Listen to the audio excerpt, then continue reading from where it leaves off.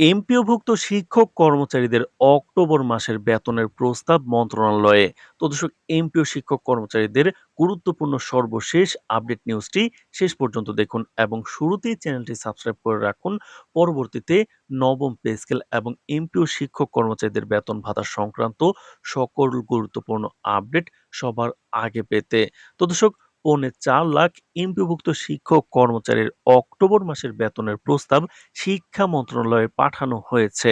এ ধাপে মোট ৩,৭৫,৬৮৯ জন শিক্ষক কর্মচারী রয়েছেন। এর মধ্যে স্কুলের ২,৮৯,২০৪ জন ও কলেজের ৮৬,৪৮৫ শিক্ষক কর্মচারী রয়েছেন। রোববার শিক্ষা মন্ত্রণালয় সূত্রে এ সকল তথ্য জানা গেছে। মন্ত্রণালয় সূত্রে জানা গেছে, ১৯,৮২৫টি বেসরকারি শিক্ষা প্রতিষ্ঠানে, স্কুল ১৭,২০৩ ও কলেজ ২,৬২২, মোট ৩,৭৫,৬৮৯ জন এমপিওভুক্ত শিক্ষক কর্মচারী কর্মরত।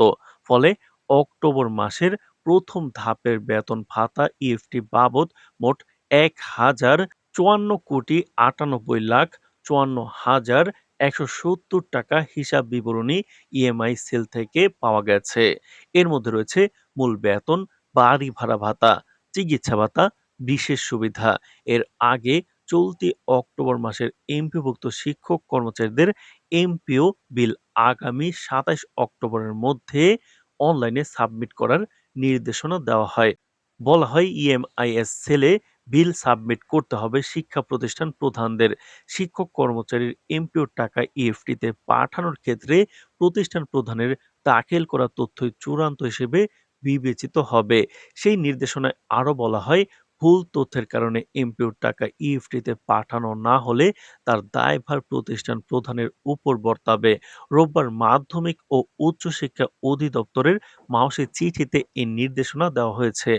চিঠিতে বলা হয়েছে, অধিদপ্তরাধীন শিক্ষা প্রতিষ্ঠানদের এমপিওভুক্ত শিক্ষক কর্মচারীদের এমপিওর টাকা ১ জানুয়ারি থেকে ইএফটিতে দেওয়া হচ্ছে এবং জুলাই ২০২৫ মাস পর্যন্ত সরকারি শিক্ষক কর্মচারীদের স্ব ব্যাংক হিসাব নম্বরে পাঠানো হয়েছে।